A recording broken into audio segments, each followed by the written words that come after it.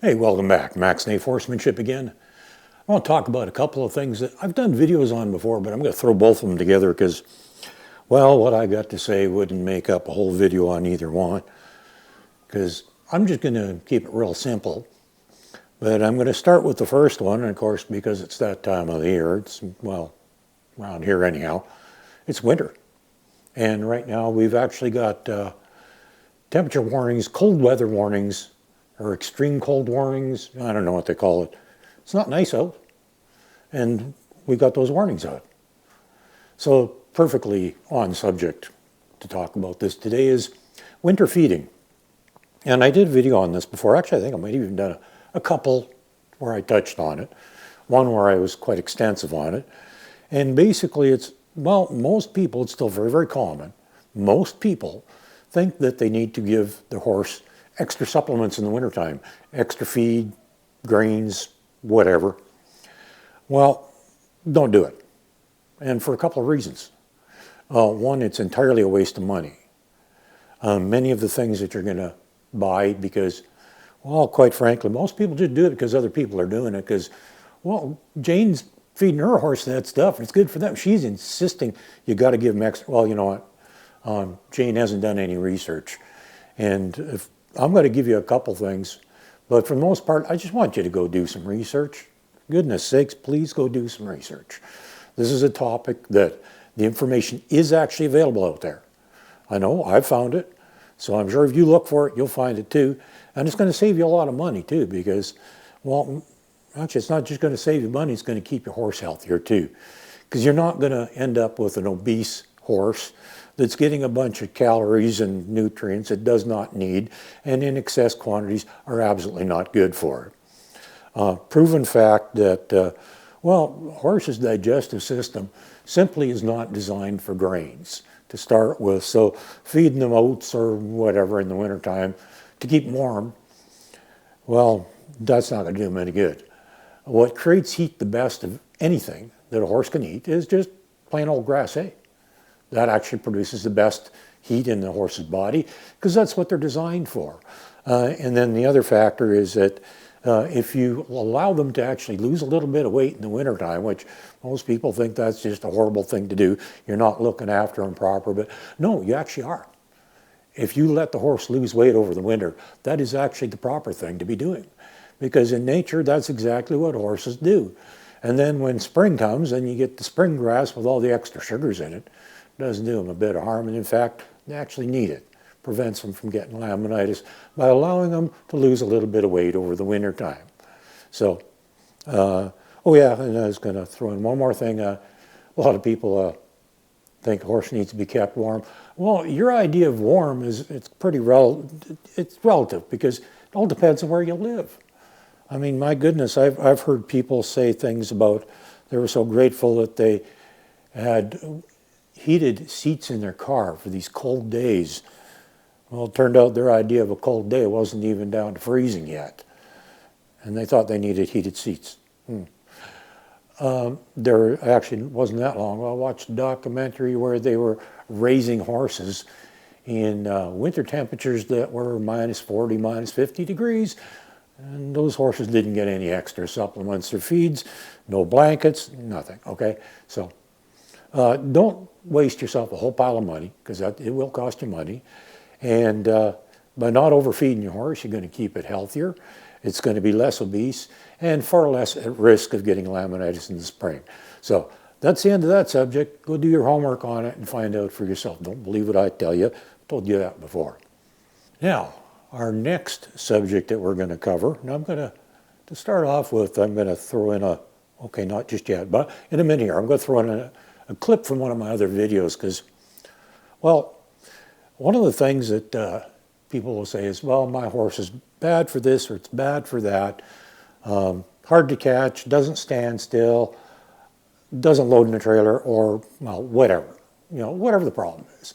They have a problem with the horse, and they frequently want to blame it on the tack they're using, on other people, frequently on other people, because quite often when you get a horse, somebody else had it before you, and maybe them or somebody else, or they paid somebody to train it, but you got the horse with the problems. But here's the thing is, it's your fault they still have a problem.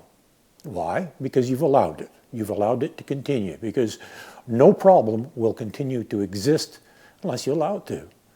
Now, I got fairly high standards, and it's not because I'm a great horse trainer. It's because I just think that's the way a horse should behave. And, well, I've even had people make comments when they'd see me trimming my horse in the mutility of the arena, not so much as a halter on, and they'd bring their horse in to work with it, and I was like, yeah, go ahead, I don't care. I'd carry on trimming, and they'd stop and pause and look at me like, that's amazing how well your horse is trained. You know, it's standing perfectly still in the midst of all this commotion, not so much as a halter on, while you're trimming it. And it's like, yeah, that's because that's my expectation. That's my standard. And that's what I deem acceptable behavior. So why does my horse behave that way? Because that's what I accept. I'll give you another little clip here, typical of one of many things that I like a horse to stand still and behave for is for throwing a saddle on. I don't want to be fussing around. I don't want to be careful how I do it. I don't want to have to tie the horse up or have somebody hold it or any of that silliness. So I'm going to show you my standard. And every horse I work with, this is what we do. And that's not certain horses do it, or you have to be a special trainer to do it. It just happens to be, that's what I consider to be acceptable behavior. So what I get from the horse is what I deem acceptable. So what you get from your horse is, well, what you deem acceptable. And it's entirely up to you.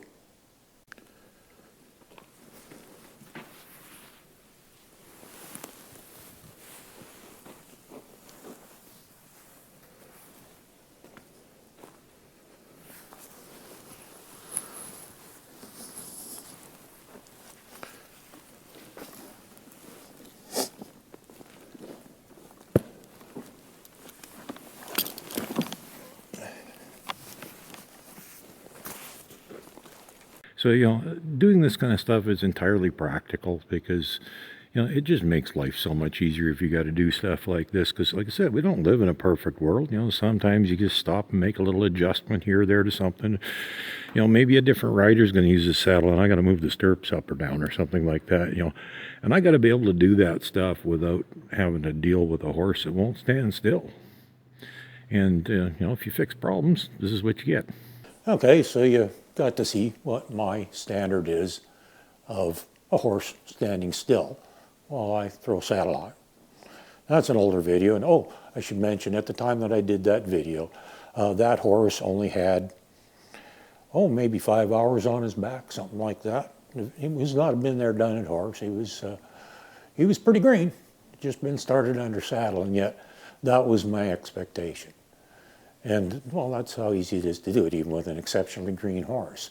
So whether you have a horse that don't stand still while you're adjusting the stirrups or putting the saddle on or grooming it or trimming it or whatever you want to do, it doesn't matter.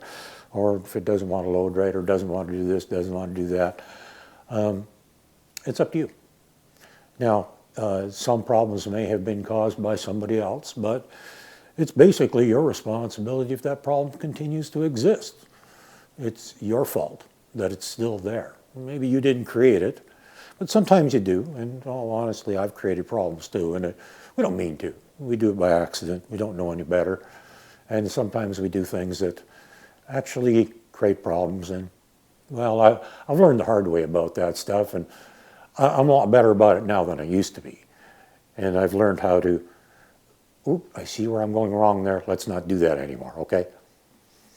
And I take ownership. I accept the responsibility for the problems that I have with my horse. And, well, like I said, it's entirely up to me.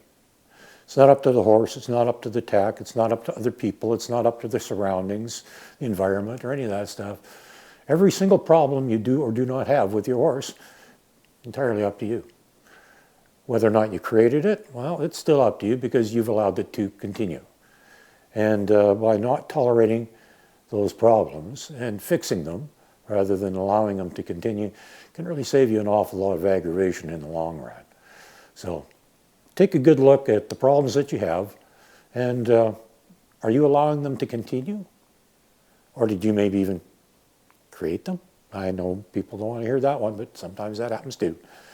But if nothing else, even if you didn't create it, you allowed it to continue. So it's up to you to fix it. What problems do you have with your horse? Are you going to do something about them, or are you going to allow them to exist? Have a good day.